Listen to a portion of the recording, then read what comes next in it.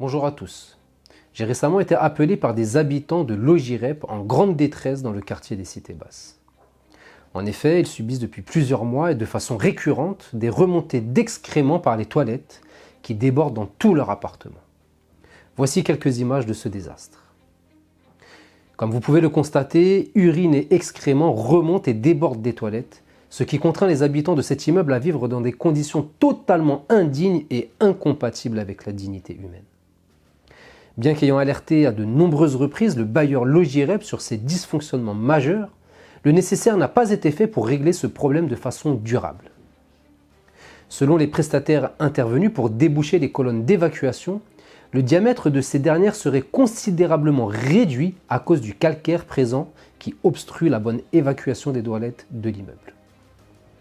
Plusieurs professionnels ont affirmé que les colonnes devaient être changées dans leur intégralité au risque de voir le problème revenir de façon systématique. Plusieurs élus se sont déplacés sur les lieux. Le maire Stéphane Blanchet a été alerté en personne sur la situation.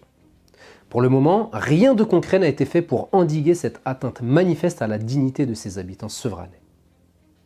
Ils ne dorment plus sereinement, tentent d'avoir systématiquement une personne présente à la maison au cas où ça déborderait. Ils se relaient pour éponger, trouvent des techniques pour limiter les dégâts. Certains sont contraints d'aller faire leurs besoins chez des voisins ou ailleurs, pendant que d'autres n'osent même plus aller faire leurs courses par peur de revenir dans un appartement débordant d'excréments. Cette situation est invivable et intolérable. Pour autant, la mairie n'a pas fait le nécessaire pour contraindre le bailleur à rendre la dignité de ces personnes dans les plus brefs délais.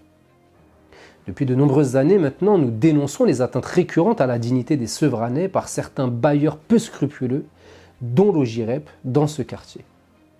Nous avons demandé à la majorité municipale d'avoir le courage de déposer des plaintes lorsque les manquements constatés ne sont pas solutionnés et que les bailleurs sont récalcitrants. Par contre, je pense que vous avez oublié quand même une grande partie dans cette charte, à savoir les actions menées en cas de non-respect de ces engagements. On voit à travers cette charte que un petit peu, vous avez ce manque de courage récurrent face à ces grandes entreprises que constituent les bailleurs sociaux. Je donne un exemple, vous avez mis parmi les outils déjà existants pour cadrer le travail des bailleurs sociaux, le code de l'urbanisme, le code de la construction et de l'habitat, le règlement sanitaire départemental, le décret de décence. Et bizarrement, nous ne voyons pas le code pénal apparaître dans ces outils déjà existants, ce qui démontre une nouvelle fois votre frilosité à parfois vous confronter, lorsque la nécessité l'exige bien entendu, à des bailleurs sociaux que vous préservez de toute poursuite judiciaire lorsque des situations d'atteinte grave à la dignité de nos administrés sont constatées. Pourtant, lorsque des bailleurs privés, aux moyens plus modestes que ces grandes entreprises, enfreignent la loi, vous n'hésitez pas, parfois et à juste titre, à user du volet coercitif pour les contraindre à un retour prompt, en tout cas dans les plus brefs délais, à la dignité de nos administrés.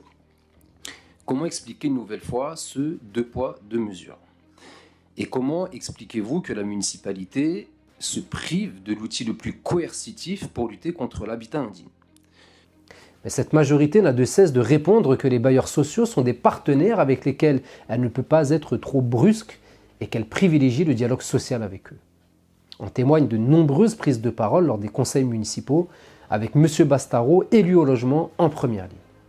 Mais on ne nie pas qu'il y a des difficultés, on ne nie pas qu'il y a des problèmes, on est au boulot, très modestement, c'est très compliqué, mais très tranquillement, on avance avec cette exigence. Avec cette exigence, on n'a pas les mêmes points de vue dans la manière dont il faut agir avec eux, vous parlez de code pénal, etc. On sait les saisir quand il le faut, mais ce n'est pas un rapport de force qu'on veut, c'est un rapport d'exigence, et c'est ça la dignité. Et dans le contexte actuel de la crise du logement, les bailleurs sociaux, il ne faut pas rêver. On va y avoir recours et encore recours. Donc l'idée, c'est de pouvoir leur faire confiance. Alors après, le but, c'est pas de punir les gens. Nous, c'est pas notre obsession, nous, c'est de faire avancer les choses, avancer les dossiers et que ça profite aux habitants sevranais. Maintenant, on a en face de nous, effectivement, un acteur non seulement indispensable, puissant, et avec lequel il faut parlementer.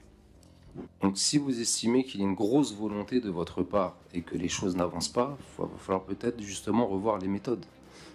Et se priver de certains outils qui vous permettraient, parce que depuis tout à l'heure, c'est vos mots, c'est un rapport de force. Mais dans un rapport de force, faut faire l'inventaire des outils qu'on a, l'inventaire des outils que la partie adverse a, et se priver des outils les plus efficaces en la matière. C'est là qu'il y a vous savez qu'il y a un profond désaccord entre vous et nous sur ce volet-là. Après, Monsieur Bacon, notre volonté, c'est pas une obsession de punir les gens. Mais lorsque des personnes ne respectent pas le cadre de la loi, qu'on essaye de parler et que ça ne fonctionne pas, et je suis désolé, mais toutes les mises en demeure ne sont pas fructueuses, il y en a qui restent infructueuses, à un moment donné, il faut le volet coercitif. Donc il ne faut pas sanctionner à tout va, mais les personnes récalcitrantes qui portent atteinte volontairement à la dignité des Sevranais, je suis désolé, à un moment donné, il faut cesser de leur parler, il faut saisir l'organe judiciaire, chose qui, à mon sens et à ma connaissance, n'a jamais été fait sur la ville de Sevran.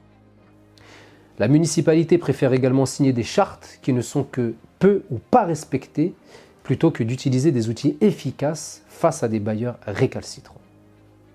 La prévention et le dialogue social ne peut servir que lorsque le bailleur respecte la loi et ses habitants. Mais à un moment, il faut durcir le rapport de force. La municipalité pourrait prendre un arrêté avec le SCHS qu'elle se vante d'avoir initié au niveau du département, arrêté qui permettrait de faire les travaux directement et d'envoyer la facture au bailleur. Les solutions sont donc existantes, mais il n'y a pas de volonté politique de les voir appliquées.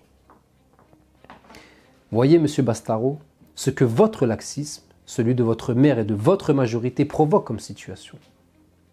Voyez dans quelles conditions sont contraints de vivre des Sevranais. Cela ne vous dérange guère? Vous, élus de la majorité, quand cesserez-vous enfin d'être diplomate avec des délinquants récalcitrants?